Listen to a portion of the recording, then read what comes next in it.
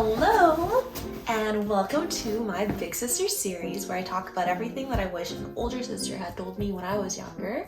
In this video particularly, we're gonna focus on what I wish I knew when I was in my early 20s. First is that you just have to go for it.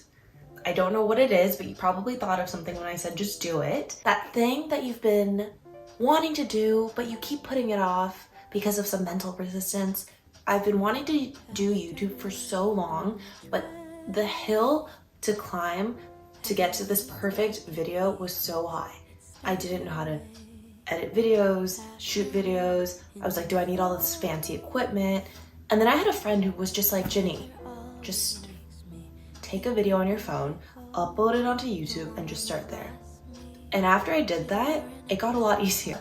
What I wish I knew in my early 20s part 1 was one of the earliest videos I uploaded, and I don't even look at it. I don't even watch it because I'm so embarrassed. But that video is the reason why I am like still uploading videos. When you start doing something, you begin building it into your identity. And once you do that, it's so much easier to keep going because you're like, oh, I'm a person who does YouTube. Once you recognize that you have some mental resistance, you acknowledge it, and then you're like, okay, I'm gonna just have this. It's never gonna go away. You just gotta do it. Progress is infinitely better than a conceptual form of perfection. The second is you don't need to always be spending time with people. I remember when I was in college in particular, I would pack my schedule. I think it was so fueled by this fear of loneliness and fear of being alone and fear of what other people thought of me if I were to be alone.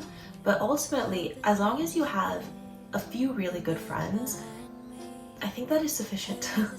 My therapist has always told me you just need like 3 to 5 people in your life who you know deeply care about you, and that's like enough. Now I feel so much more comfortable being alone, and it's something that I've like always actively felt uncomfortable about until probably around the past year, where I've gotten okay with eating at a restaurant by myself and not feeling insecure that people around me are like, wow, is she alone? Does she have no friends? And if only I had that mentality, I think it would have helped me spend more time just taking care of myself, like not running from like activity to activity to another activity. The next thing is the journey is what actually matters. Oh my god, that's so cliche now that I say that out loud. But I was so convinced that like I wanted like the best thing in my life immediately.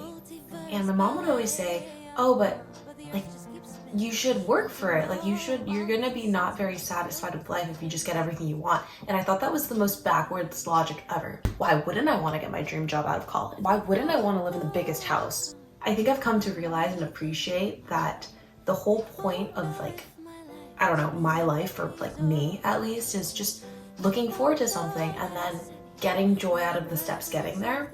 There's this really good poem, it's called Ithaca, that a mentor told me about, and it's basically like you have this like far off land called Ithaca, and you think this is where like the treasures and the gold and whatever, it's all on this island. But then you realize that getting to the island is what gives you the memories, and like you pick this, you pick that, and you gather all these things on your journey, and by the time you get there, you like don't even need it anymore. You don't need Ithaca because you've gathered everything you needed on the way. I think mom was right. The third thing is, I wish I knew that I was not chubby and unattractive. I've always felt like I was never skinny enough, not pretty enough, like my eyes weren't big enough, but I wish I could just tell myself that I was fine. I remember wow. I just remember being so sad because I wasn't, skinny enough. There's this hidden cost of everything you gain. I remember thinking, oh, after I graduate, I just want to be uber successful, work at the best company and make a lot of money and do big things and be important.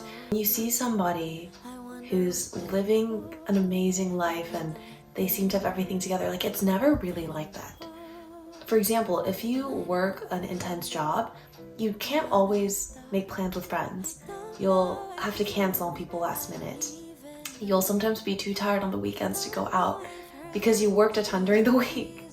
And I wish I knew that. Like, I don't think it would have changed my life decisions, but I do think it would have made me so thankful for the moments where I did have a lot more freedom and time.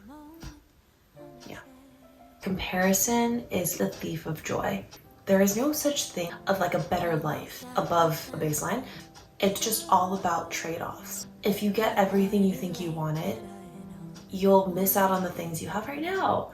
And so sometimes I get really sad because I'm like, oh, I want this thing in my life or that thing in my life. And once you anchor your mindset back to what you already have, and you remind yourself, I have a lot of things that other people don't, it at least helps me feel a little bit better. I hope you enjoyed this video. I wonder if you agree or disagree, so let me know in the comments below. And I hope you have the most wonderful rest of your day.